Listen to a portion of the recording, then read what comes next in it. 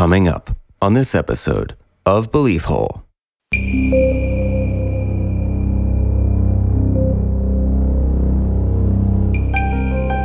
The cool thing about this concept is it's new, and because it's invisible, there's a lot of theories out there as to what this could be. And I think it's easy to imagine that it's not all one thing. Yeah. You could have just something that's cloaked. It doesn't mean it's all Bigfoot. It's all alien invasion. There's a ton of invisible beings in our world. Absolutely. A ton. It looks like a humanoid figure that is kind of translucent and you can see through it, but there's some kind of field distortion. Another consistent thing with all these experiences is that you can generally make out the outline of the entity. Right. I mean, I think that there's a number of things that could explain this and, none of it normal. You can't really talk about the cloaking in the woods without bringing in some of those radical Bigfoot stories. Now you've introduced this dangerous idea of the trans-dimensional Bigfoot. Mm-hmm. There are stories like people going into the woods disappearing, but there's blood found on the trees, almost like they've been pushed through like some sort of like transient point. We cover crazy far out there stuff, and this seems like definitely one of those. Especially when you attach Glimmerman to it. Right, and we're talking about cloaking technology. Cloaking seems possible to me, though. Exactly. Right. There's several different competing industries right now with different sorts of cloaking techniques. That's just what we know about. The point is that there are these giant creatures that he's photographed in our atmosphere hovering around sensitive areas. Military bases, experimental research labs. Where they hang out, it's places you're not supposed to be. Wouldn't you, if you're invisible? Like, that's where you'd go. Maybe. Wouldn't you go to all the places you couldn't go? Yeah. I wouldn't be at military bases, though. Well, you're not an amoebic life form that exists transdimensionally, John. You're a strong young male. I know where you'd go. Yeah, you do. Where would you go? What would you want to find out? I might keep that to myself. No, I want to know. I would definitely go to Bohemian Grove. I'd definitely be there every summer. Yeah, some sort of Bilderberg meeting. Bilderberg meeting? That would be fun. Free cocktails, and you get to learn about the masterminding of society.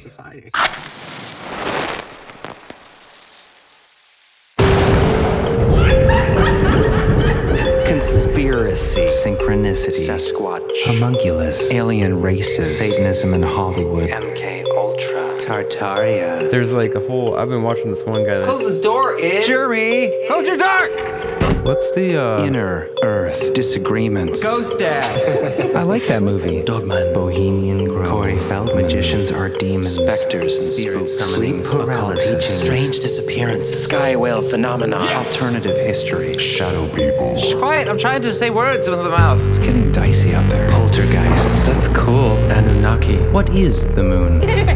Elf towers. I would never talk about it. That's old. Y2K. Cover-ups. Apocalyptic catastrophe. Vampire.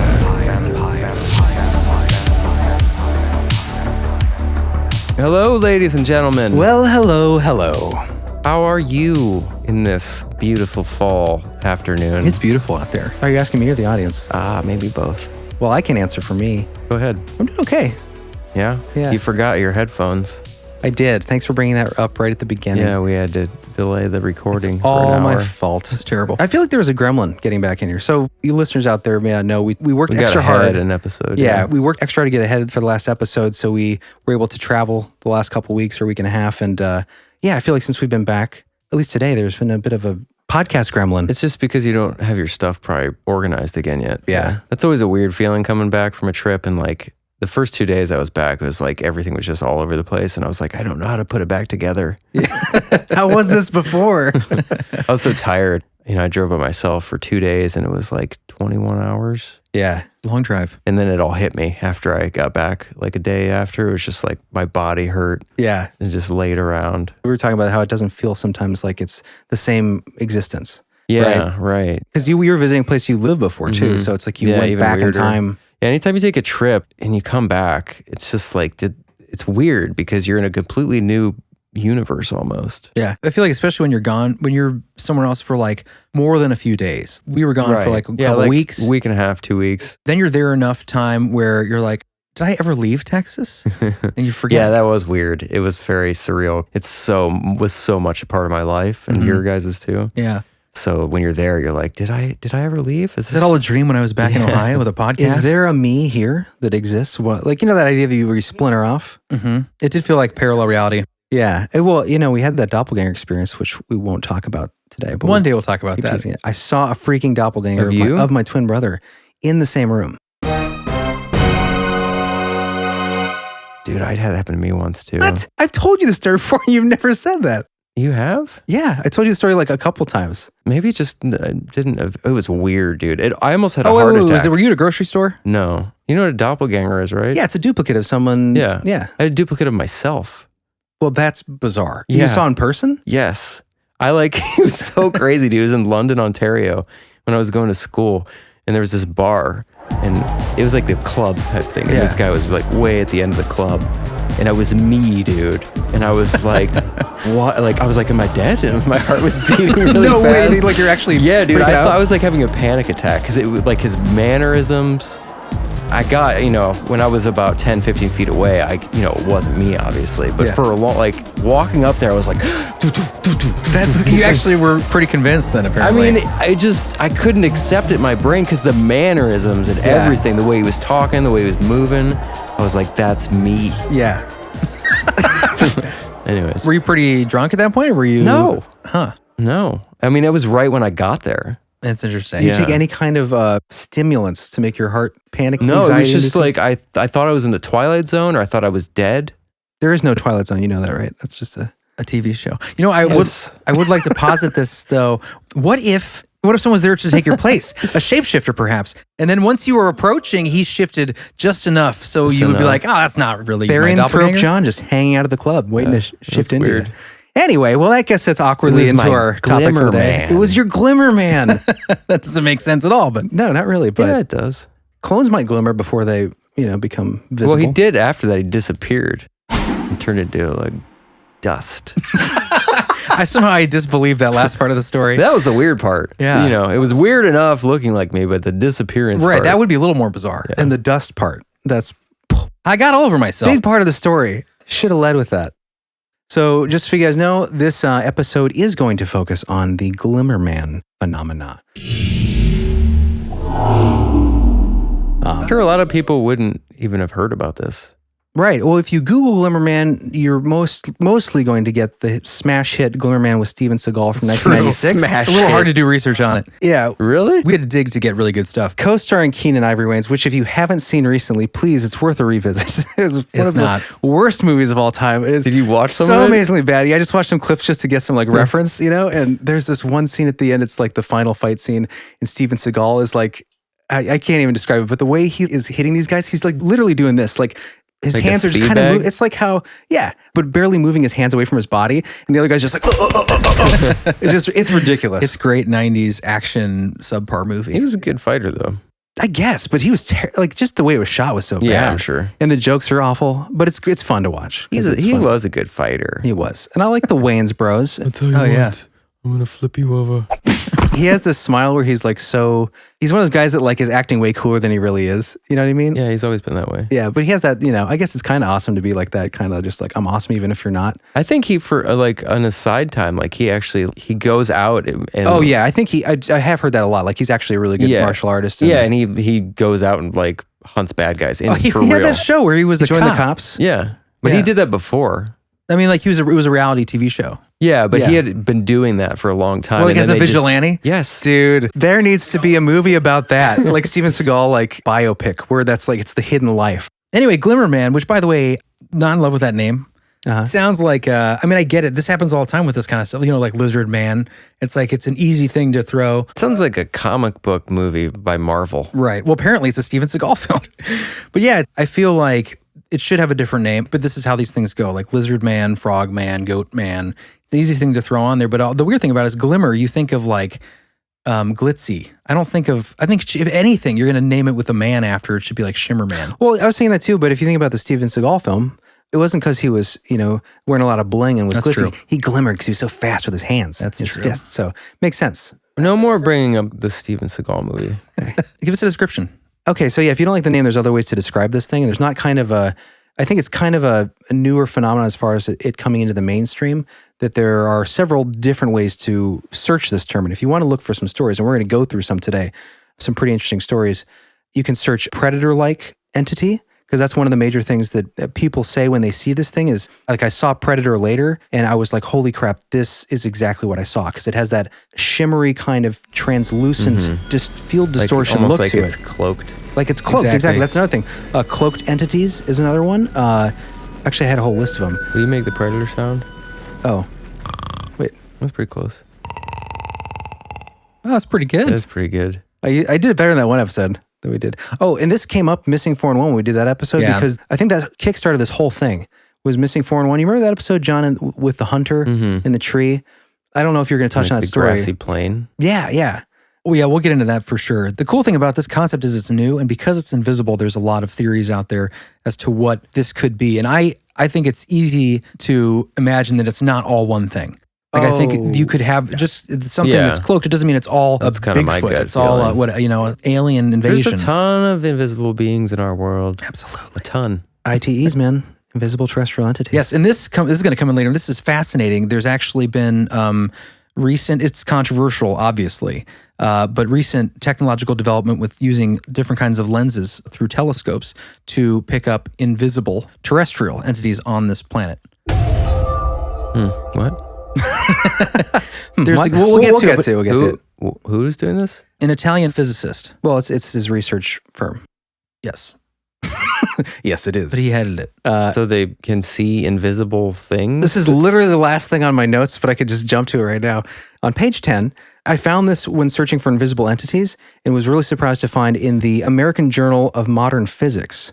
In 2016, a paper was published called Apparent Detection via New Telescopes with Concave Lenses of Otherwise Invisible Terrestrial Entities. Otherwise invisible. Yeah. In other words, we can't see them except using this kind of lens. So are they new species that we've never heard of? Yeah, we'd never seen them before. They're basically... It seems like this would be a bigger story if it was real. Well, this goes back, this is from 2016, and it's controversial, obviously, but when we did our episode on sky creatures, remember that? That's exactly what this is describing, it sounds like to me.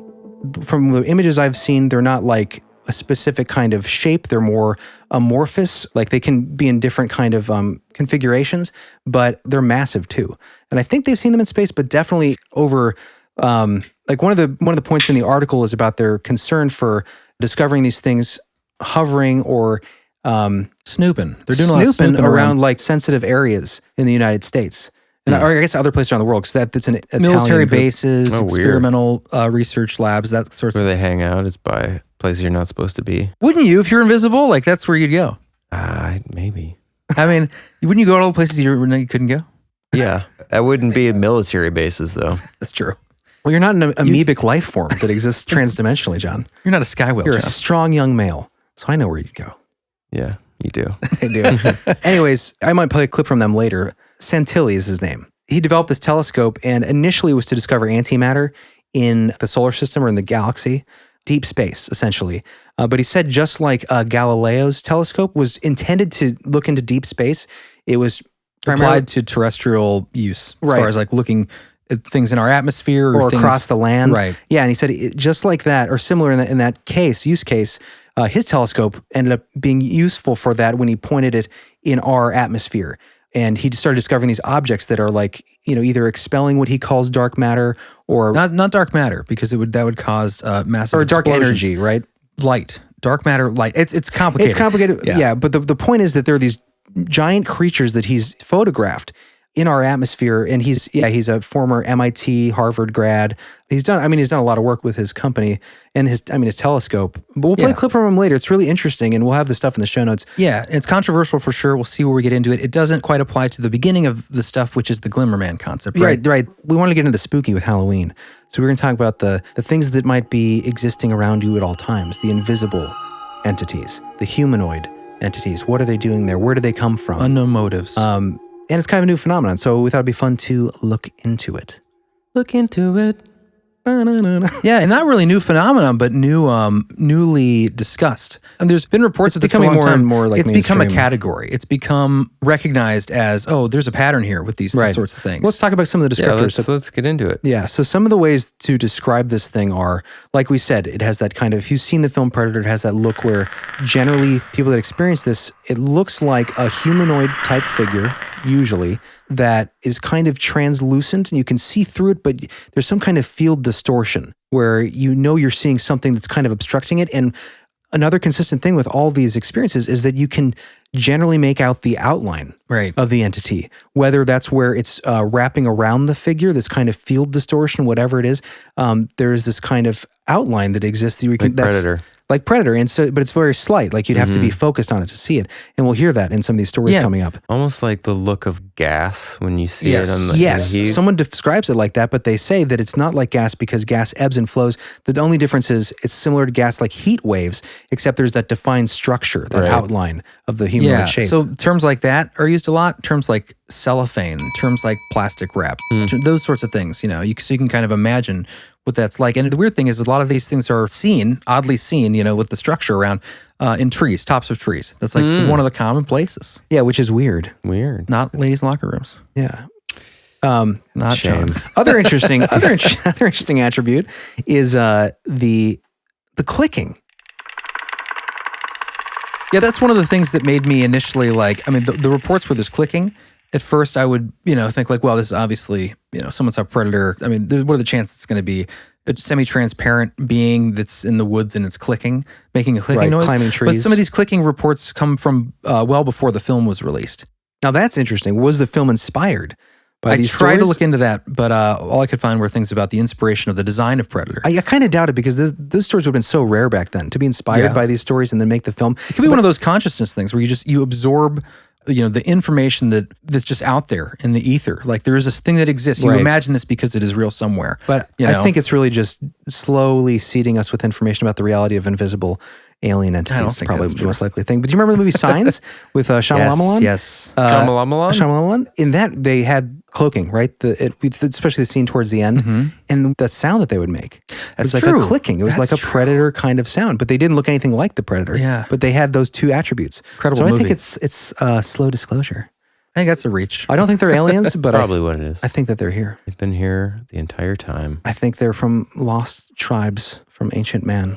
I like that idea. Well, before we go more into the theories of explaining what these things might be, should we get into some of the accounts? Let's have a story. So this first story, Chris, you've selected this, have you not? Yeah. Yes. Yep. So this is one story you will come across. I feel like it would be good to do because this has been one of the most popular stories when it comes to sort of an invisible entity. And I find her storytelling pretty credible. This comes from 10 Sans Shoes on Reddit. Okay. Basically, like the lead up to this is she's looking for something to explain what she had experienced and came across this Reddit thread. Right. And then felt like she needed to reach out to right. See That's if an important else. point. A lot of these stories, they're not like, hey guys, I got a Glimmerman story. Right. They're like, hey, then they post in some random thread of like unexplained phenomena, like, hey, I experienced this. I just want to know if anyone else has experienced this. And it'll describe this kind of Glimmerman or translucent creature, and someone will be like, "Oh, post that in the that goes in the Glimmerman." Right, thread. but I think this is important to do because yes, it is on Reddit, but it ties into stories we're going to do later on that are resourced with real researchers, with a Names, book I'm holding in my dates, hand, right. a magazine I have here with so it ties right into that, which I think gives it more validity, and I think it's an important one to do. Right, and they have the elements of consistency that make them these stories. Okay, go ahead.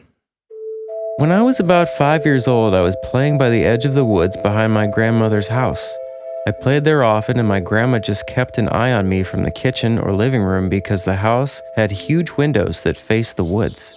She would come out every once in a while just to see what I was up to. I was obsessed with digging in the dirt and collecting unusual rocks and arrowheads that littered the land where my grandmother lived.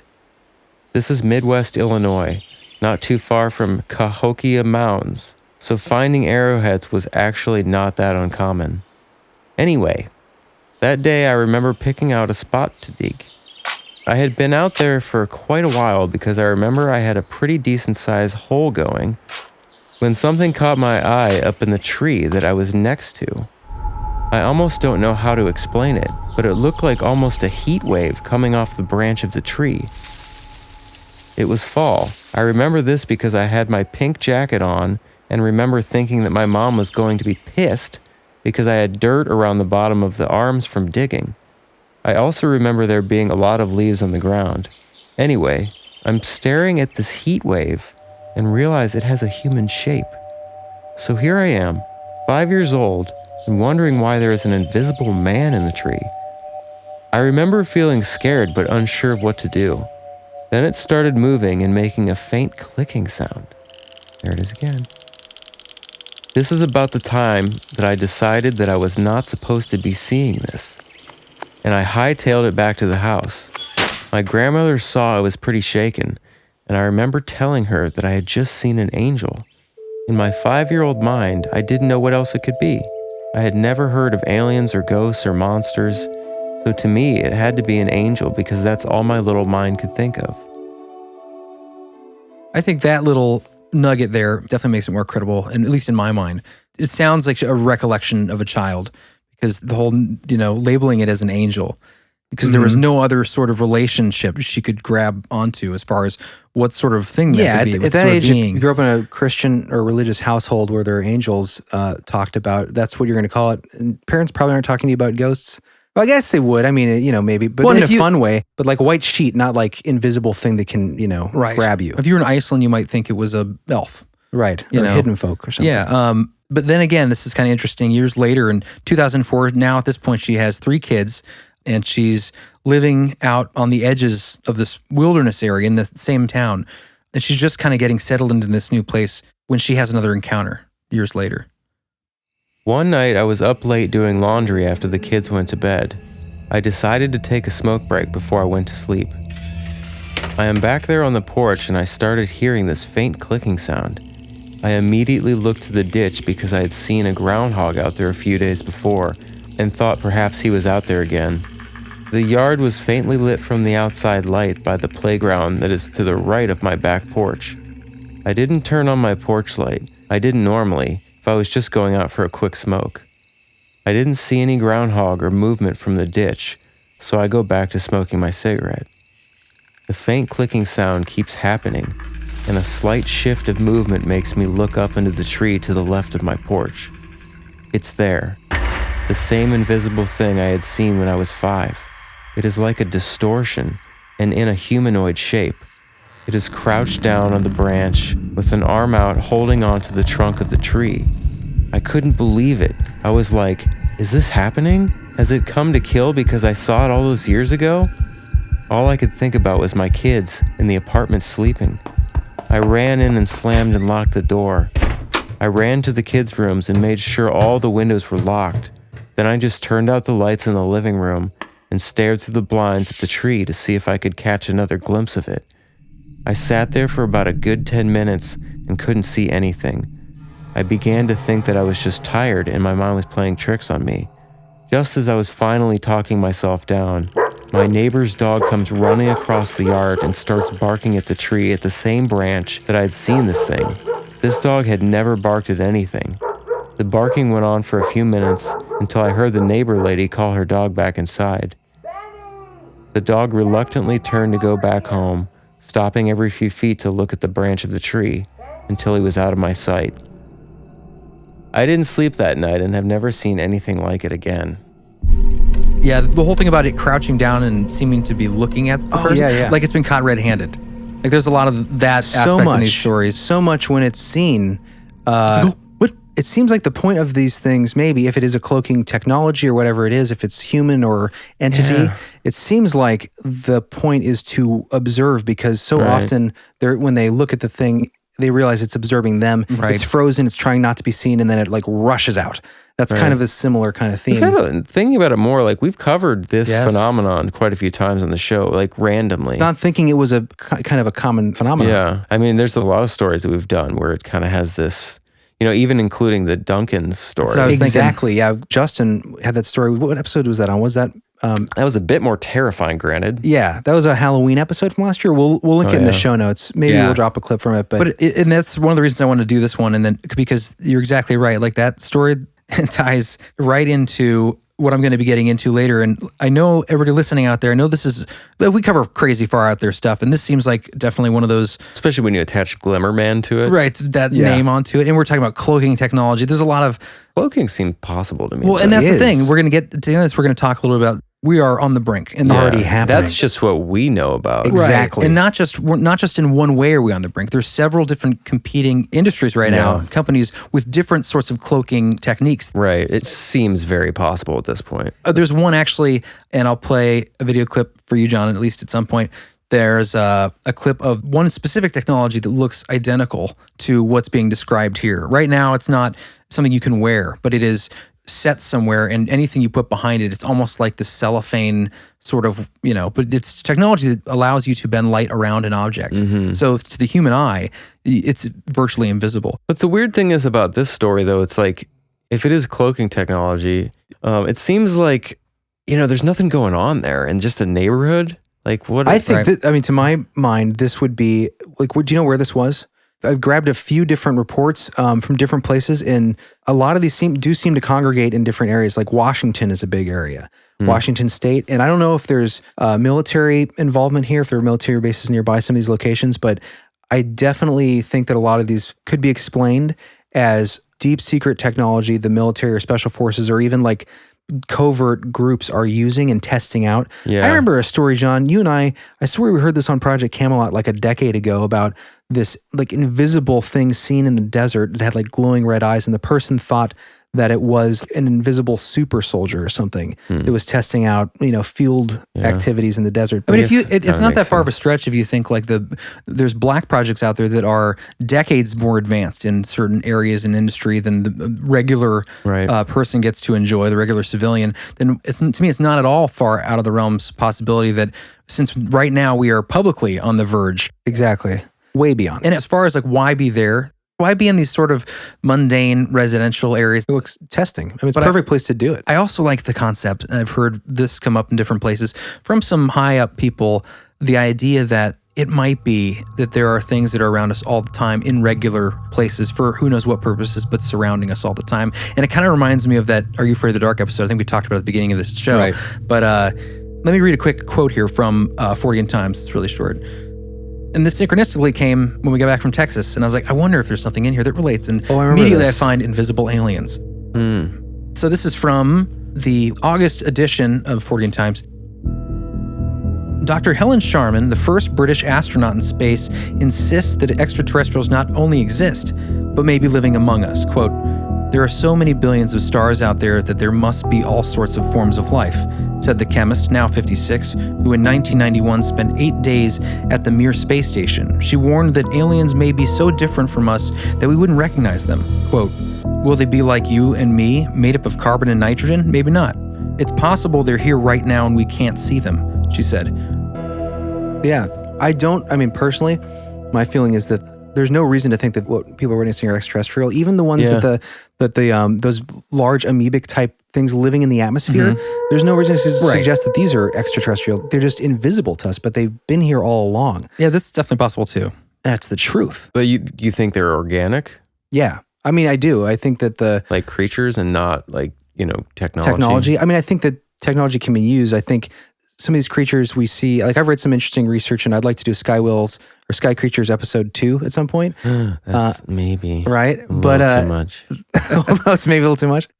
But the cloaking technology, there's plasma cloaking technology that they're working on, and from early research into these kind of the living sky stuff with these amoebic-like entities is that they are plasma based. Same stuff that the stars are made out of. That kind of idea, this plasmic energy. I personally believe that there are two different things we're talking about here. These amoebic-like life forms that we're witnessing with this new telescope that we'll be discussing later. Right, not the Glimmerman stuff. And then the Glimmerman stuff is a humanoid technology, could be using a similar kind of function or technology, but it's humanoid. We'll get into more stories that explain different things, but this stuff goes back. The idea of invisibility technology has been around since ancient Greece, which I'm going to touch on really briefly. Yeah, and when we come back, I would like to get into another theory, which is, I think, just as possible, or at least it relates interestingly to John's favorite topic, the Bigfoot phenomenon. There's some fascinating accounts in here. It's kind of scary. It's pretty spooky. Well, this is an interesting book. Eyes. This is Where the Footprints End, High Strangeness and the Bigfoot Phenomenon, Volume 1, Folklore. But it is in-depth really well done, really well researched by Joshua Cutchin and Timothy Renner. But Basically an encyclopedia of accounts, right? right, and also it ties in folklore. It also ties in It focuses theory. It focuses on the kind of inexplicable sightings. And so I figured when we were doing this episode, I was like, I have this book. There has to be a section on cloaking because I've heard accounts of Bigfoot seemingly disappearing in a moment's notice, and of course there was. So when we get back, we are going to cover some interesting things. It's going to tie sort of all this stuff together. I think may persuade some people that there is a connection with the Bigfoot phenomenon and also missing 411 in a chapter called Invisibility, Disappearing, and Cloaking. It's all connected. But yeah, Bigfoot were created by the United States government anyway. that's true. Secret military force. And by the Sumerians. So time travel's involved. Anyways, we'll see you guys after the break. All right.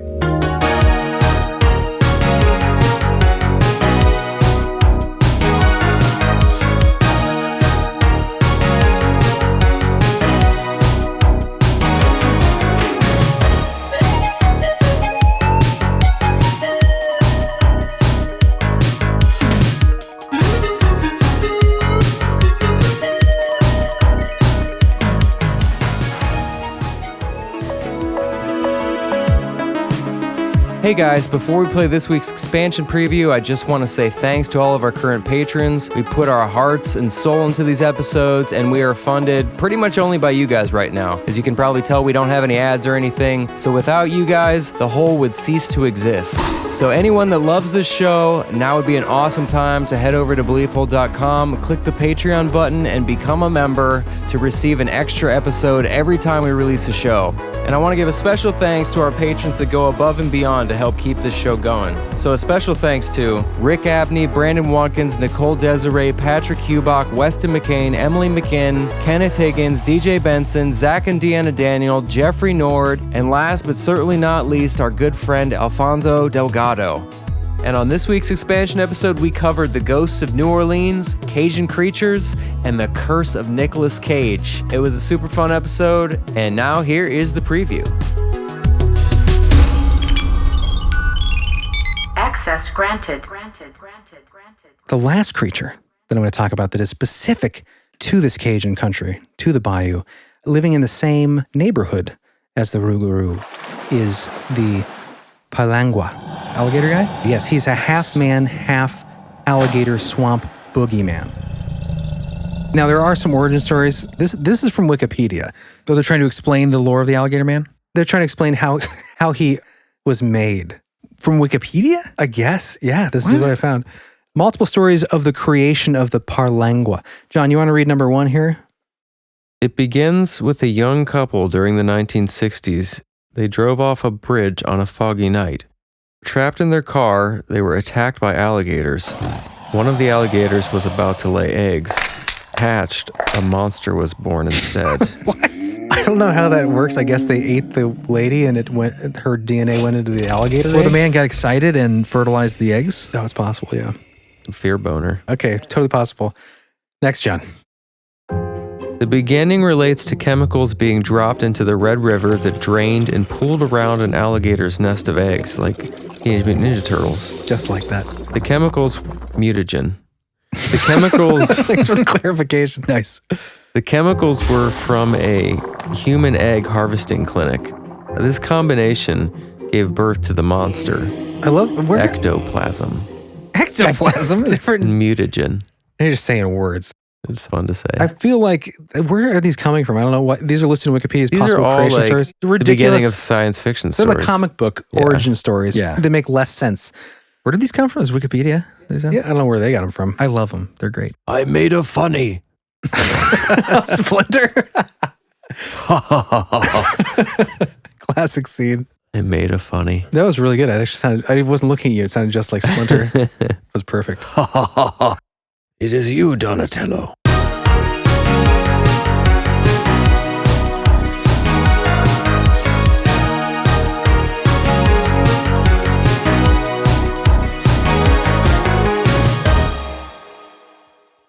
Hello, good friends. We're back. Welcome back.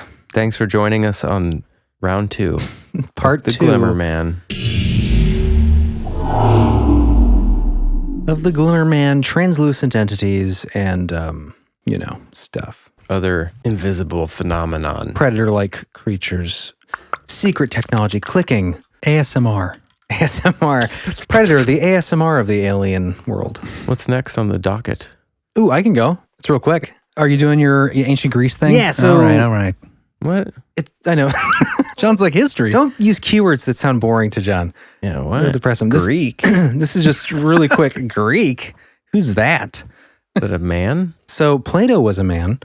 He wrote a book called The Republic, and I won't bore you, John, with all the Thank you. important historical notes and implications on human morality. But in this book, Plato's older brother discusses a legend, I guess you could call it. And this goes back to the argument of some of the things that were referenced to Plato when he talks about Atlantis. That was Plato or Socrates? Yeah. Plato, right? Socrates? Yeah. Socrates?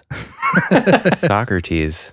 Like I think of soccer shirts. You've heard that name before, right? You've heard that word. Socrates. Yeah. Yes. Okay. It's starting From to scare me. Keanu Reeves and Bill and Ted's. That's what I was thinking too. Socrates, dude. That's where I learned about him. That's where I got all my history. Anyways, Plato, his older brother, so Plato, obviously a philosopher from ancient Greece, his older brother describes in Book 2 of Plato's Republic, like I said, a legend, but this goes back to that idea that like some of these things that were understood at the time that we take now as allegory, like obviously it's used in the story as allegory. Like you mentioned earlier, what would you do if you could be invisible? Right. Yeah, where would you go? Well, it was used in the Republic to ask that question of humanity, to explore the ideas of justice. Would you be a just person if you could be invisible? Would you There were truly no measure up? consequences. Exactly. So it's this classic Where idea. would you go? Where would I go? Yeah. What would you want to find out? I might keep that to myself, so that when I do find I a want to know. ring of invisibility, you won't know where to find me.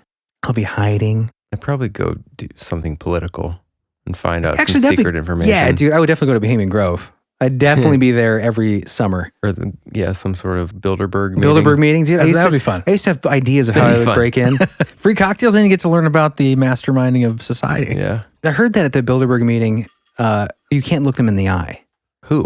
Yeah, as Like a the server. wait staff? Yeah, Oh, you can. yeah. There have been people that have I worked. think I have heard that. Yeah, during those meetings. If you guys don't know about the Bilderberg, Google it.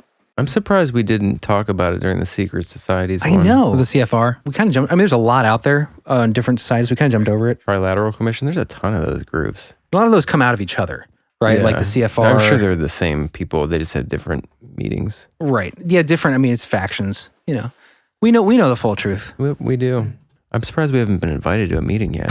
Oh, I didn't tell you? You got an email this morning. We're gonna need you to direct the show in a certain way. Well, actually, speaking of invisible entities, I was thinking about this last night, listening to some of these sounding like, I don't know, military type stuff. Sometimes when you're researching really late, you can freak yourself out about stuff. And had some weird stuff, I won't go into it, happen. Just hearing noises, things being moved in our apartment. And last night especially, this was happening. And just like a sound, like what was that sound? Oh, then we recreate it by lifting up a piece of driftwood and setting Like it the down. camel, the wooden camel. Or the wooden camel figurine. Like, how did that move? I didn't see it move, but anyways, we hear these things. So anyways, I'm trying to go to bed. It's like 4 a.m. and I'm seeing like glimmer. I'm seeing this kind of swishy, translucent, almost like if you've ever tried DMT or something where things become like kind of shape and wavy. I was seeing this and I was like, okay, this is my eyes. I'm just tired, obviously. And then just like, this clicking sound in my What? bed. I swear to What are you God. talking about? Last night, after researching, before we went to bed. You think you're just manifesting this because you've been No, researching it was all a night? plastic water bottle in my bed that I had. Oh, that'll do it. But I didn't touch it. The Glimmerman touched it or something. Something might have touched it. Glimmerman. He's Anyways, thirsty. I kept seeing things. Eventually, I just got myself to go to sleep because I'm really brave and I wasn't too scared. But With your brother next to you on your bunk beds. he was below me. Oh. Thank you. We don't have a lot of space there, John. I know. It's small. I've seen it. It's a temporary situation. Anyway, Temporary forever. temporary forever. That's our new twin, convenience Temporary store. forever. We sell like all things twins need. Temporary forever. I love it. Okay. Anyways, speaking of Plato's Republic, perfect tie-in, John. Thank you. Brings me right back. So I'll read this brief bit. This is this legend, and the idea that like some of these legends weren't just legends. I like that idea. They point out that this story, Hippocrates. What was the guy? Pat keeps calling you this because you're the father of lies. Father of history, father of lies. Yeah. Ancient Greece. Herodotus. Yeah. So on our trip down, Chris likes to make up things a lot. And I do. Pat used to be very gullible, so Pat just refers to Chris as Herodocris now because Herodotus was like the father of history, but also the father of lies. He had a lot of exaggeration allegedly in his historical accounts. But we do get Anyways. the dogman from him. Cynocephaly, yeah. Go ahead. Anyways, so to my point, this story could have some basis in reality. We know that this king existed in this story. Did the ring of invisibility exist is the question. Tolkien.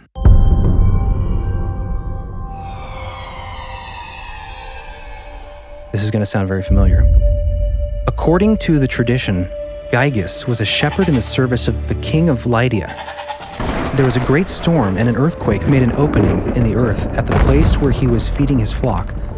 Amazed at the sight, he descended into the opening, where among other marvels, he beheld a hollow, brazen horse, having doors, at which stooping and looking in saw a dead body of stature as appeared to him more than human, and having nothing on but a gold ring. This he took from the finger of the dead and reascended from the tomb. Now the shepherds met together, according to custom, that they might send their monthly report about the flocks to the king. Into their assembly he came having the ring on his finger, and as he was sitting among them, he chanced to turn the collet of the ring inside his hand. Now the collet is where you would put a diamond or a gemstone, that kind of idea. Oh, like the inset. Or if there's like an emblem, kind of a flat panel, that's the collet. So he turns it inside at this point. He chanced to turn the collet of the ring inside his hand, when instantly he became invisible to the rest of the company, and they began to speak of him as if he were no longer present. He was astonished at this, and again touching the ring, he turned the collet outwards and reappeared. He made several trials of the ring, and always with the same result. When he turned the collet inwards, he became invisible. When outwards, he reappeared, whereupon he contrived to be chosen one of the messengers who were sent to the court, where as soon as he arrived, he seduced the queen, and with her help conspired against the king and slew him and took the kingdom. So that's the story of the king of Gyges, how he became, or Gyges, however you say it. I like that story. Yeah, but obviously this is where Tolkien gets his ring, right?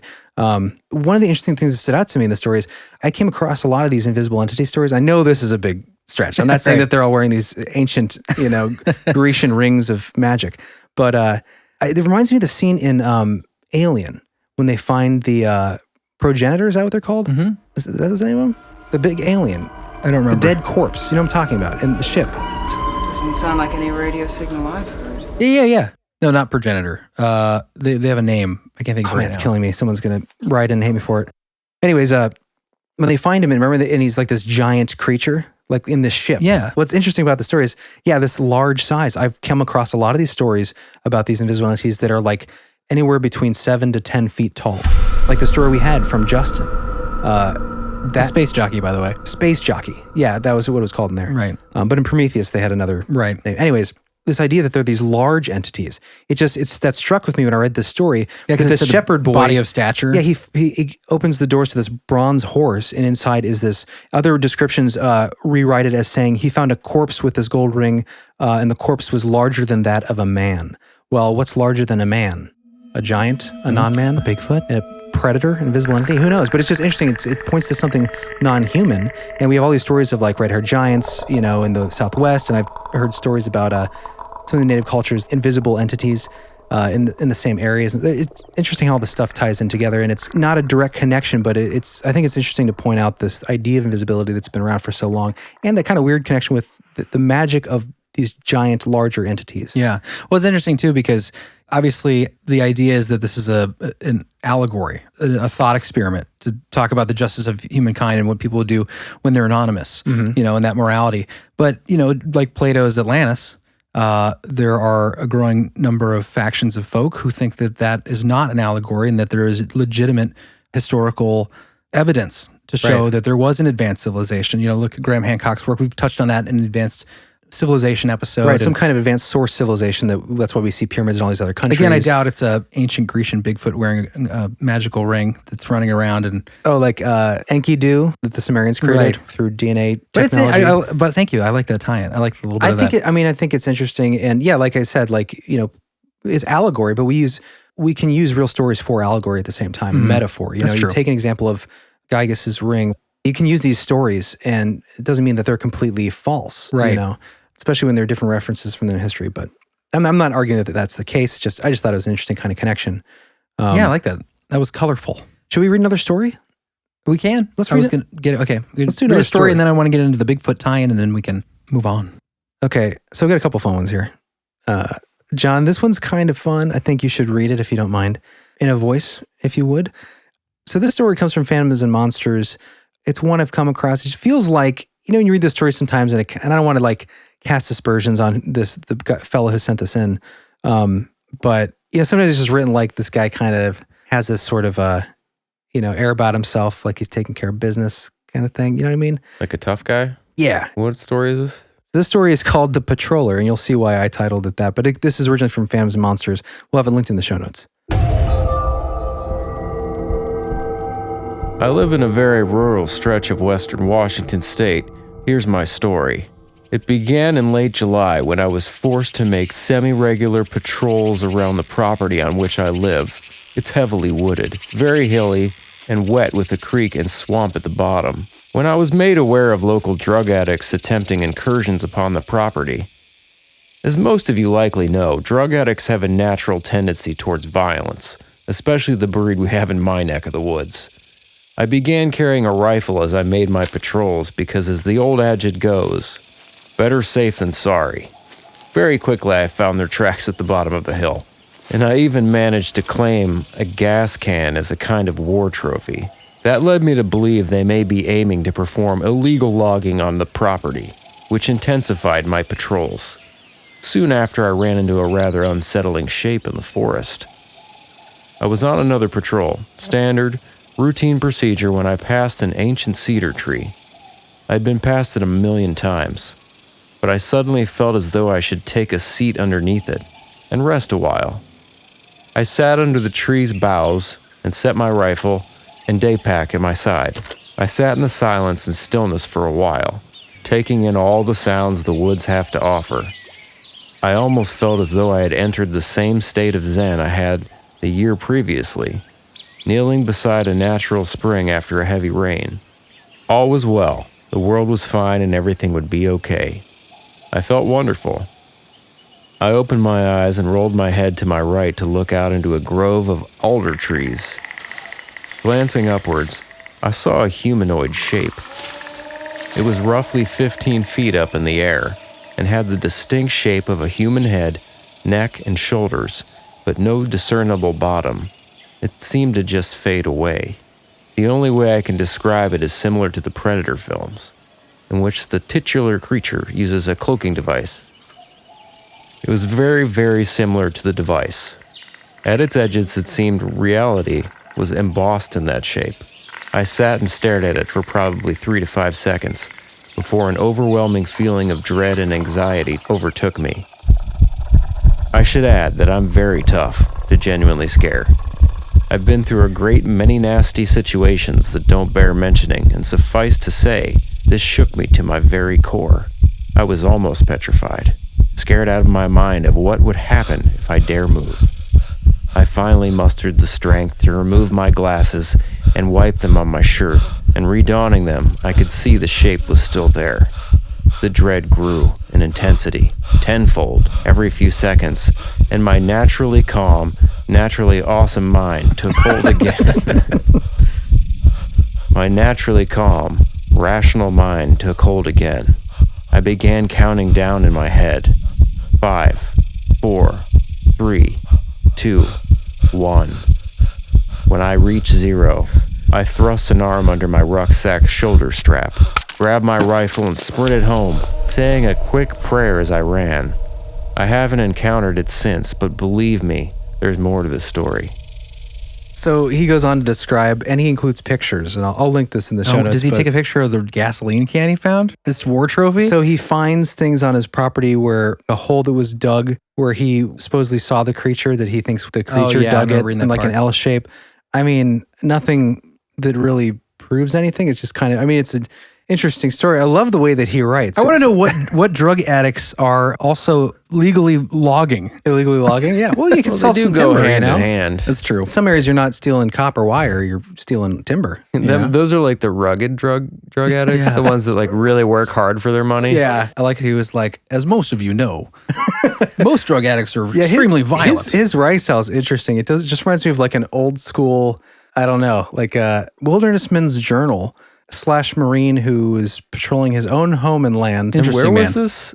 Washington State. And that's one of the Washington. reasons I included is because this is That's Western where Washington. I feel like there would be some definitely invisible creatures up there. That's where I'd put them for sure. A big hunk of them come from the Pacific Northwest. And that's one of the reasons I include this story, other than it's kind of entertaining. But in this area, Western Washington State, that's where a lot of the striking number of these counts come from.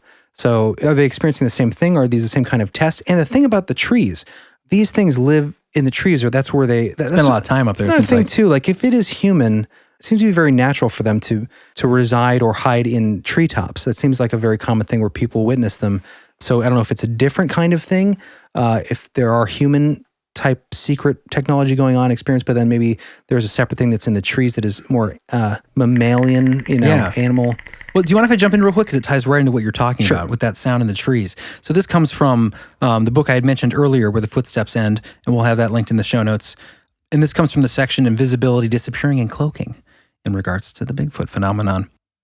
The entire notion of invisible Bigfoot presents a logical puzzle. How can something unseen shuffling through the forest be declared Bigfoot if it is invisible? So this is going to go into obviously the Bigfoot theory when it comes to this sort of these cloaking entities in the woods. They go on to sort of connect common Bigfoot traits with these encounters and link it. But he continues on and says, crunching leaves are quiet compared to how witnesses typically describe the sound of invisible entities in the forest. Common comparisons are made to trains, herds of horses, or heavy machinery. In one account, Kentucky fishermen trying to bring their boat ashore were frightened away multiple times by thrashing, crashing, and breaking in the forest. Quote, like a herd of elephants, which reminds me of that Duncan story. Justin's that story. invisible commotion going on, the shaking in the branches. It sounded like it was either one giant, massive, invisible creature or a many, medium-sized Apes or something. Right. Yeah. It continues. Witnesses report sounds like a bulldozer crashing through the forest, crushing and smashing trees in a straight line until suddenly it stops. And then there is nothing, no further sound. It's so funny. It sounds just like that smoke monster in Lost. You hear the sound of something coming. Right. Sorry. That's I know fiction, but it's yes. fiction, but there's always touchstones in fiction. Sorry. So no further sound, wrote Franzoni.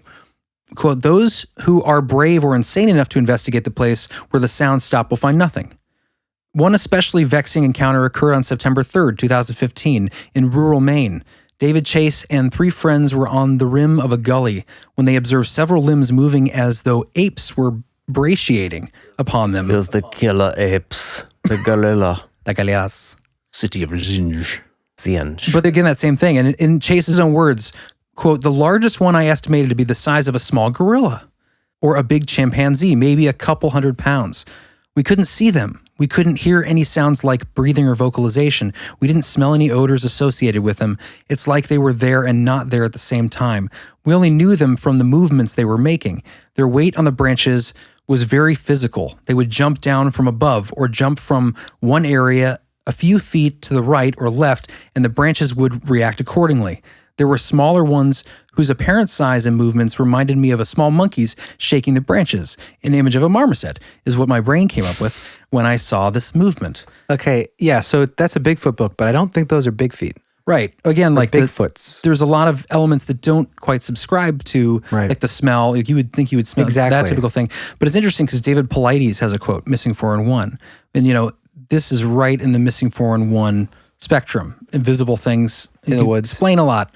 So Paulides says, in many sightings reports I have read and personally investigated, it is fairly common for people to claim that Bigfoot sometimes completely disappears. Some claim that they are following tracks and they suddenly stop, or they see the creature, start tracking it again, and then it is gone.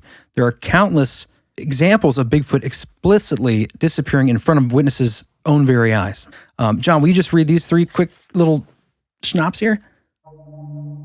According to the July 16th, 1918 Seattle Times, mountain devils attacked a prospector's cabin near Mount St. Helens, Washington. The devils were said to be members of a local race, intermediate between men and animals, with magical powers and the ability to make themselves invisible. In 1926, a group of teens near Kolomenskoye, Russia, happened upon a tall, hairy creature stealing apples from an orchard. As they approached the beast, it vanished into thin air. Larry Abbott and 2 others were investigating. Should I have split these out to like let people know that they're separate stories? You don't have to, but Okay. This is the third one. Larry Abbott and 2 others were investigating a sound outside their Point Isabel, Ohio farmhouse in 1968 Did you hear that, Larry? when they spotted a 10-foot tall, 4-foot wide, beige, hairy creature with glowing eyes. Larry claimed the monster put them in a momentary trance, after which a rifle was fetched. They shot the creature 3 times before it was enveloped in a white mist and disappeared. Fortean fog. Okay, so the initial story that Dave Pilatus brought to light, at least in one of his books, That's my next spot. oh, you're going to talk about that Yeah, it's next? actually right here. Okay, yeah, so it connects to Ohio again. Yeah, Ohio. There's so many of these accounts in Ohio, which is cool. Which was fascinating when our friend sent that story in with his account. That was, he lives nearby in Ohio, and it's the same giant invisible creature, and he knows nothing about this stuff. He's never seen Right. or heard any David Pilatus stories or anything about this. It's just weird. Yeah. It's kind of corroboration. Gosh darn it. And it's all over the world. I like this one, and this is one I like to look into in the future because it is a very large sighting, as far as like a lot of people being there to witness. On August 11th, 1979, several students in Lume, Perak, Malaysia, encountered a trio of 10-foot tall hairy figures with red eyes. They allegedly blinked out of existence, and ensuing panic caused a temporary school closure. This happened at a school. I always love those school stories. Weird. It's weird when this causes school closures, like that Australian UFO sighting. Exactly. There's so many UFO things. And again, UFOs tied to Bigfoot, tied to cloaking now. And Jared, this is going to tie right into the Maccabee account that you mentioned earlier, which is something we discussed on our show before. And this is where it gets into directly relating to what we're talking about today, as far as like the glimmer, the cloaking, the clicking sounds. So they continue. In addition to fully disappearing, witnesses report Bigfoot cloaking, taking on a not quite invisible appearance, pixelating the surrounding environment, which is a word that should sound familiar looking into this stuff. This is frequently compared to the visual effects used in the 1987 science fiction action film Predator. You one ugly motherfucker.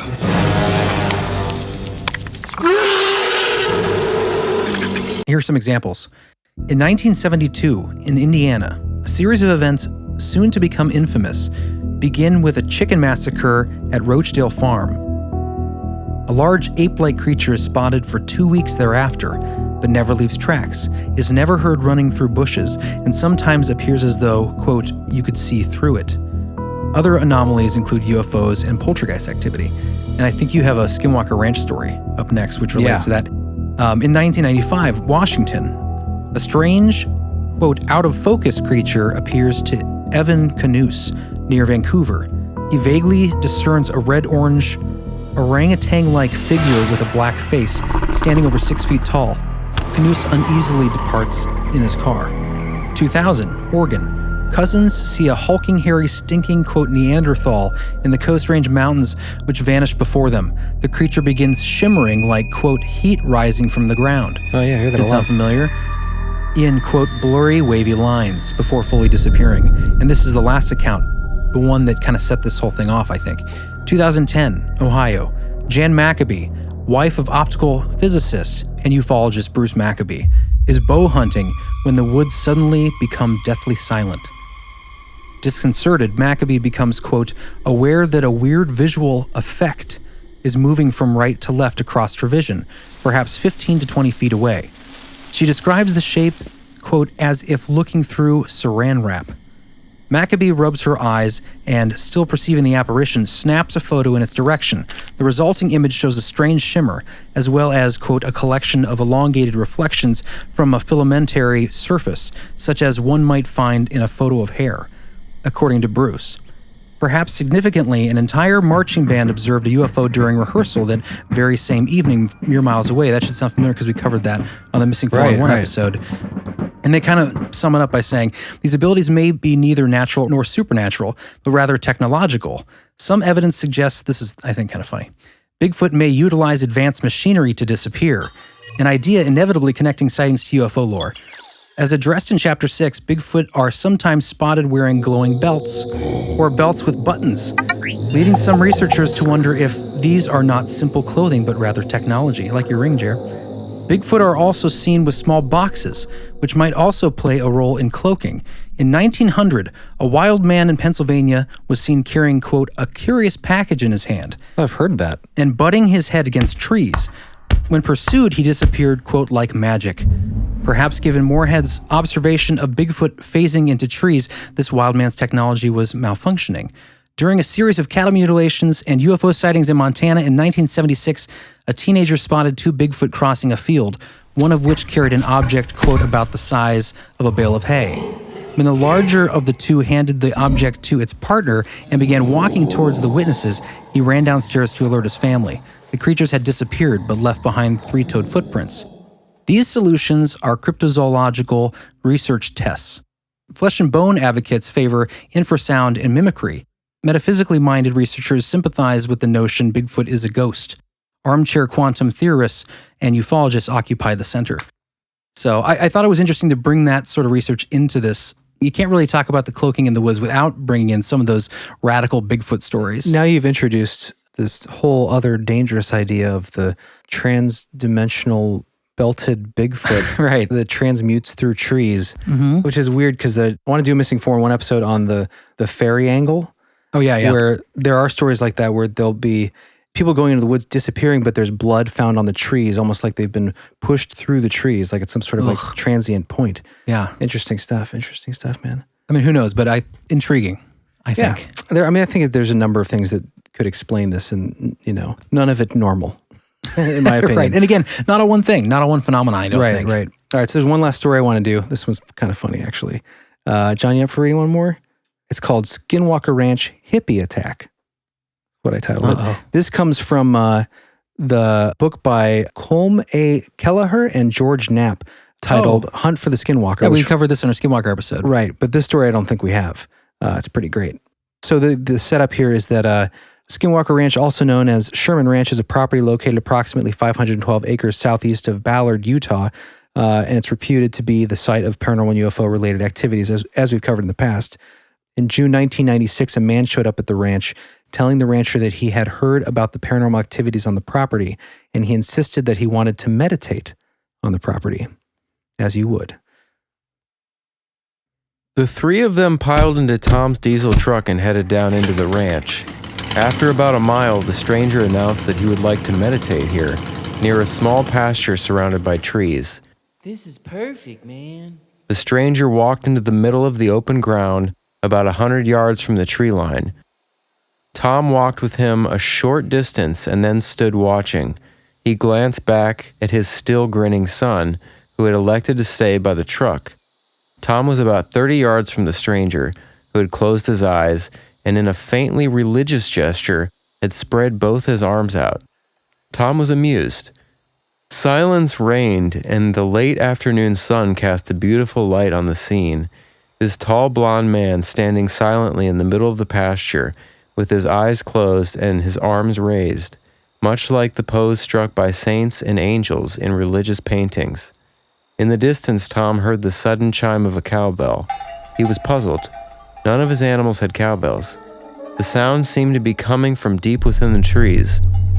There it was again, nearer this time. The stranger seemed not to have heard it. Tad made a gesture of puzzlement. Tom looked at the trees and thought he could see a faint blur. Something was moving very quickly between the trees. Tom could not make out the shape, but he knew it was big. Was that the source of the cowbell sound? He watched carefully as the shape moved like a fast blur from tree to tree. It was almost as if it was circling. Tom felt uneasy. Without warning, something broke from the tree line and moved swiftly toward the meditating man. Tom blinked. He still couldn't see what it was, even though it was broad daylight. It was blurred, as if it was hidden in the middle of heat distortion, and it was covering ground at an enormous speed. Gorman realized that this chimera was making a beeline for the blissful meditator, who was completely unaware of what was rapidly bearing down on him. Tom was about to yell a warning, but it was too late. The shimmering, wraith-like huge thing had stopped just inches from the meditator, as it let out a deep-throated animal roar that echoed around the ranch.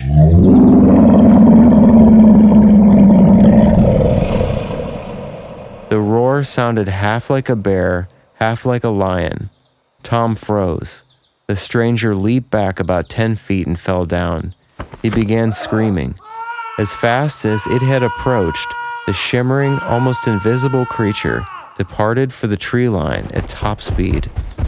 Tom's sharp eyes could make out only a blur of dancing, flickering, wavy lines, like pixelated blocks. Within seconds, the creature had vanished into the trees. Sometime later, as Tom and Tad were watching the movie Predator, in which Arnold Schwarzenegger and Jesse Ventura battle an alien life form in a jungle in Central America, they let out a loud yell when they first saw the shimmering creature. "That's what we saw!" They yelled in unison to the astonished family. The predator in the movie seemed to actually encapsulate the degree of camouflage of what they had seen. Tom calculated that the thing they saw was moving at between 50 and 60 miles per hour when it broke cover from the trees. 50 to 60 miles per hour, yeah. And for a humanoid thing, like raptor speed. That's like leopard speed. And raptor. But for 2 legs. We don't know animals. That'd be terrifying. Well, we don't know how many legs it had. They never saw it. Oh, that's true. That's true. I guess it could have been a cloaked It just monster. sounded, it was massive. 4-legged monster. Sounded like a combination of a bear and a lion. Oh, man. Yeah, but Skinwalker Ranch, what a cool thing. And if you guys want to hear our episode and you haven't on Skinwalker Ranch, that was a lot of fun. Very fascinating. And that was season 1, episode 13. Okay. Check it out. Oh, an early one. Yeah, that's an early. Yeah. Early bird. Some old school belief hole there. Yeah, I love that story. I just love imagining Yeah, like there's a lot of cool visuals in that I one. picture a combination of David Wilcock and Stephen Greer going out there to meditate in this cornfield and just like this beast just runs at him. That's funny. That's pretty fun. I dropped off at the end of that. Where's the, was the hippie okay? He was eaten. Oh, really? He was eaten. Excreted into a man-sized turd. Now you're He lying. was eaten. He was bitten. He was eaten. Esteban was eaten! Esteban was bitten? Eaten! Is he dead? Esteban was eaten! He was swallowed whole? No! Killed! Check the scanning monitor! Phil Murray. So good. Life Aquatic. Recommendation. Yeah. Yeah, no, he's fine. You just knocked him over. Oh, okay. Well, there are some attacks apparently with this thing. But I haven't found any yet that have actually hurt anyone. And again, But obviously, then not, would you know? obviously not all the same thing. Some of these are giant sorts of things in the forest. Some of these are bipedal. Right. A large. Could be the same technology or similar kind of function. Right. Weirdly, I've seen a lot of people post on these stories and stuff like, I believe this is what's behind all of Missing 4 and 1, which that doesn't really make sense to me. This would I could see it explaining some stuff, but unless they're taking it somewhere into another world, like the fairy idea, right? Yeah. The fae folk transportation, that kind of thing, you'd find bodies. Right. If these things could kill it or kill, take someone away, but they're still just there unless there's some other place that they're going. Right. But more needs to be explored on this story. So as far as the possible technologies, like kind of one of the things I wanted to wrap up with here is the technology that we have now for cloaking. Pretty incredible. And we're going to link a And video. this is just, like you said earlier, John, this is just what they're showing us. Imagine what they actually have if you believe that there is, like we do, advanced technology that they're obviously not going to share with everybody as soon as they get it. They being, covert groups, High-level government military organizations. Well, the idea of cloaking in ufology, like UFO sightings, it's been around forever. Like there's so many examples of that. Why to me, it doesn't seem that much of a stretch to apply that to something smaller, something that's moving that might be alive. Right. Again, is it extraterrestrial? Is it interdimensional? Is it cryptid related? Is it just mankind's dark projects, that are ahead of the curve? Yeah, exactly. Do you have a video? I do, yeah. I got a video here, guys. It's really short. It's just one example. Chrissy, I know you have a couple examples. This is just one quick example of a fella down in, it's a Canadian camouflage company called Hyperstealth Biotechnology. And I think the CEO actually developed this. Guy Kramer, primarily for military purposes, to conceal agents and equipment such as tanks and jets in the field, as well as making objects close to invisible to the naked eye. The material also conceals them from infrared and ultraviolet imagers. Unlike traditional camouflage materials, which are limited to specific conditions such as forests, deserts, According to Kramer, this invisibility cloak works in any environment or season at any time of day. Awesome, I want so it. This will be in the show notes, guys. Yeah, if you want to follow along, go to beliefful.com and click on the latest episode, and you'll see it linked in the show notes. You can watch it with Sorry, us. we can't implant the video in your brain. You'll have to actually go and watch it. Just click the link in this. If you're watching this on YouTube, click the link in the video description, or if you're on a podcast, click the link. It'll take you to our episode page where you can get all the show notes, this included. Okie dokie. So here we go, Key. Ready? 3, 2, 1, 0. Hyper stealth. Hyper stealth.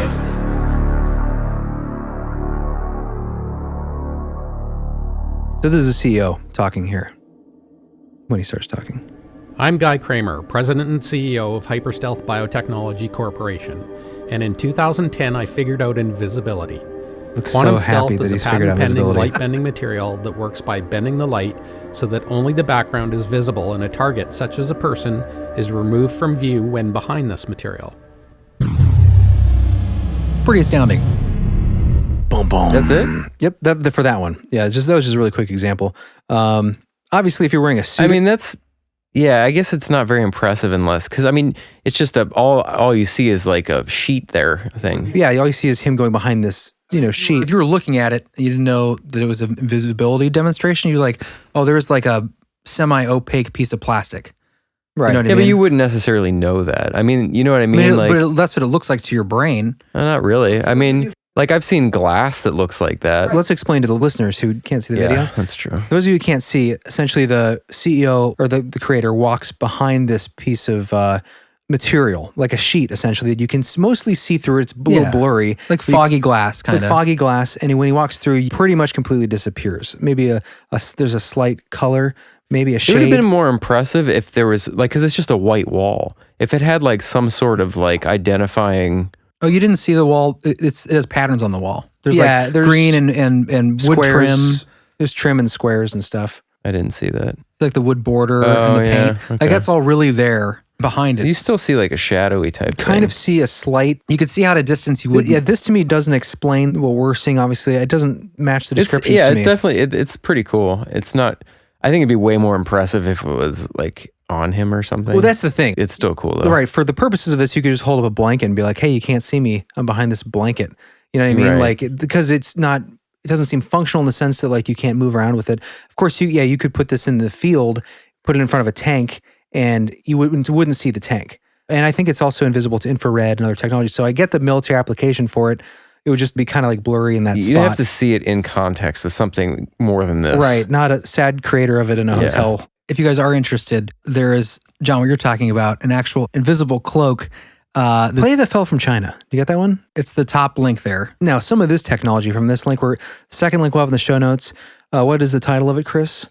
YouTube, it's right under the heading Advanced. Real Invisibility Cloak? Yeah. And the coolest one, I think, the guy, they explain who he is at the end. He's some Chinese general or something that claimed to invent an invisible cloak. And it looks astoundingly incredible if it is real. It looks pretty real. Like if it's a visual effect, it's definitely professionally done. The argument is like he hasn't proved that it exists, but also they haven't disproved that he has it since it's China. Yeah, it's kind of like absence of evidence isn't evidence of absence. I mean, that is an invisibility cloak if it's real. Yeah, if that's real, that's amazing. And we'll have this linked in the show notes for sure. You guys can check this out. You think it's real? I don't know. It's his word. There's not really a way to prove or disprove. No one's proven conclusively that it's a visual effect. I mean, it's very well done if it's an effect, because it's hard, that kind of sheet movement. It definitely could be professionally done. That second one's real. Definitely should check that out, though. Yeah, that'll be in the show notes, guys, called Real Invisibility Cloak. It's got a bunch of different ones in this video, but we'll timestamp it so it's at the point where we're talking right. about. I'll also have some articles linked that break down the different sorts of cloaking technology we're working towards and the different techniques they're using to get there. Because again, it's, healthy competition. So you got all these different people and they're trying to come up with invisibility in different ways. Right. And of course, we already have it. That's my opinion. Yeah. I mean, for commercial purposes. Right. And what is the world going to look like in 10 years? It'll be invisible. I mean, just think about all the other technologies like deep fakes and like it'll be so far advanced at that point. Like I just can't even imagine where we're going to be in 10 years. It just feels like it's going to get to a point where it just stops and resets. It just feels like, it feels like at some point in the near Singularity future, technology. we're not going to be able to go any further. Mm-hmm. Maybe not. Well, but take it back to Plato. Maybe we'll just be like Atlantis. We'll get too big for our britches. Yeah, I and then feel like right now we're Yeah. Tower of Babel, sort of. about to get knocked down. We're getting close, but like something's going to come I and know, just you know, knock it's us all unfortunate down. because we talk about this a lot, but the advancement of technology is incredible, but we never stop to look at the progress and Right. go, well, should we slow down? Should we figure this out Should before we we just do it? get our bearings? Right. Right now, we are struggling as a human race to just Exist. because we're so. I feel like social media and the internet is breaking us psychologically. And regular And media, no one's the stopping. news. No adults are like, we need to just take 5 years to just integrate everything we've done. Let our children integrate, assimilate before we just continue down this nonstop AI trek into technology oblivion. seems to have a get out of jail free card when it comes to Right. looking at it before moving forward. We prioritize technological growth over spiritual Over and mental everything, growth. yeah. You know, like Psychological growth. protection. Yeah, like we don't do it in a balanced way. Even because health. it's just not the way our society is designed. I don't think we're able to process it this fast. Of course not. Terrence McKenna, Yeah, Time wave zero. infinite novelty. exactly. And there's so much coming at us all the time. There's no Right. way for us. We can't be expected to know how an iPhone works or how Right. like really understand the implications of all this stuff. We're just kind of using It's it. fracturing us as a species right now. It's like creating like a schizophrenic population because of social media Oh, right it definitely feels that way. And it's not just, I mean, it's media too. now. Yeah, it's obviously- it's just so like intense and in our faces and in our fingertips. Yeah. Like 24 hours a day. Most people are, I'm not saying everyone, there are some balanced people like us. Like us. But there's a lot of people all you that guys are listening? very, very unable to deal with the intensity of it and are having meltdowns right now. They're Yeah. too far down a rabbit hole and they Yeah. just can't deal with Too reality. invested. I've got a lot invested in this ride. Look at my furrows of worry, my big bank accounts. Right. Oh, Bill Hicks. Yeah, the ability to put things down. It's just like I don't listen to nearly as many podcasts these days, mostly because we do one. And after editing and yeah. researching, I do still listen to like my favorite ones, but I used to listen to podcasts all day long. And now like I just want to drive through a backcountry road and roll the window down and just get a little bit of peace. And then I realized like I'm having thoughts. I'm having It spontaneous. lasts for about 8 minutes. Right, And until I then get lonely and put on a podcast or a song. You don't want to think your you're own like, thoughts. You're like, God? Are you there? What am I? We used to talk all the time. But it's important to consider like where we're headed. Is there a way to transition? I mean, at least as an individual, because obviously, Yeah, we can't do it on a collective level at this point anymore. You got to take your sanity in your own hands. Yeah. So you go out in the woods, you take a breath, you turn off your phone, Put and on your invisibility cloak. Yes, watch out for the invisible don't creep yourself out too much. invisible monsters out there. Keep an eye out. Yeah, you just gotta be respectful in the woods and have reverence, Yeah. respect, and appreciation for all that is around you. That's true. We have a stinger, right, John? We do. Jeremiah Ralphs. Right. Oh, Jeremiah. And there's a part in the song about having 2 daughters, and I took it as that he's raising them right now, but that may not be true. They may be grown. I don't know. But in the Okay. song, it's like it's geared towards. Well, he their- raised them at some point. Could be a he did, flashback. Yeah. And it's kind of sentimental. It turned Oh. out to be more emotive. Uh-huh. So Let's just hear it. Let's Here we see. Let's go. hear it. Just throwing some fireworks at the end.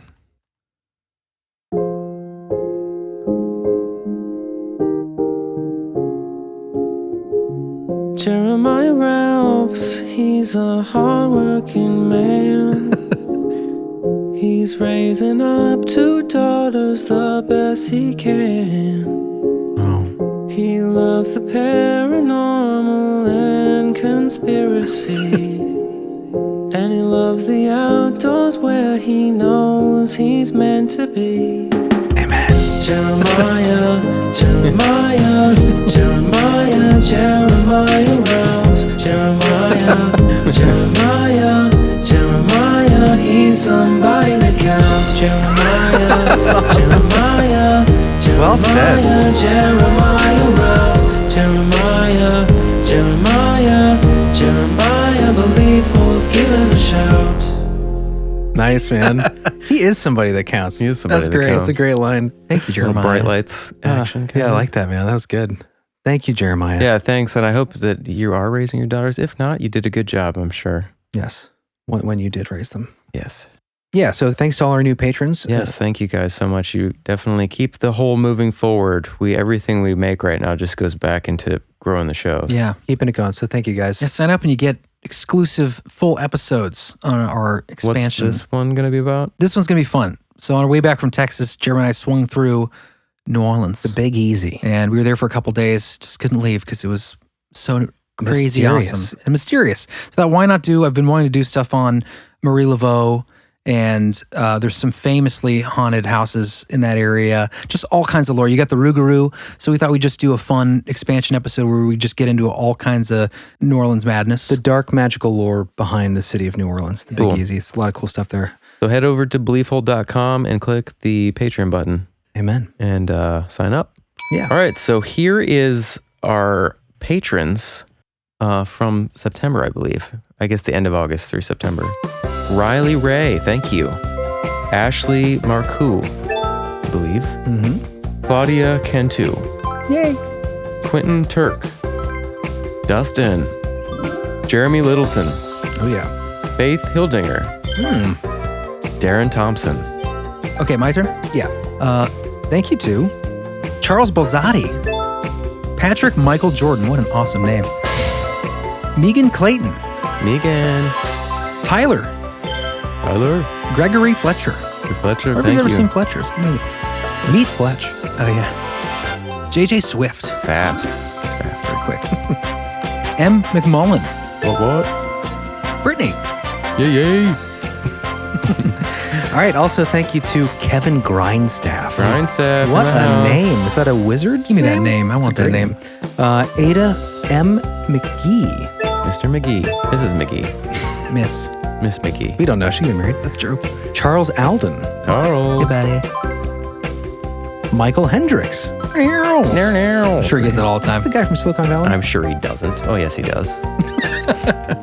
And finally, Hannah Whitwell. Thank you. Hannah. Oh, yeah. Oh, Hannah. Hannah Thank you guys Bandana. so much for supporting us. It means a whole great deal to us. Keeps Really us does. going. You guys are awesome. You are super duper. And if you haven't found the ability or time to sign up as an expansion member yet, feel free. If you want to help out, give us a review, share with your friends. Share, yeah, definitely. If you're on YouTube, give it a thumbs up, share it. We're gonna start trying to grow that channel more. So anything you can do to just pass the show along, if you think someone might like it, we really, really appreciate Spread that. the word. Yeah, for sure, guys. All right. Well, should we just exit into Let's the just wilderness? end. And let's just end it. It's just sometimes it's just the end. You know, you just Spanish like Glimmerman. Like Steven Seagal. You gotta ruin it. I said it again. Every time.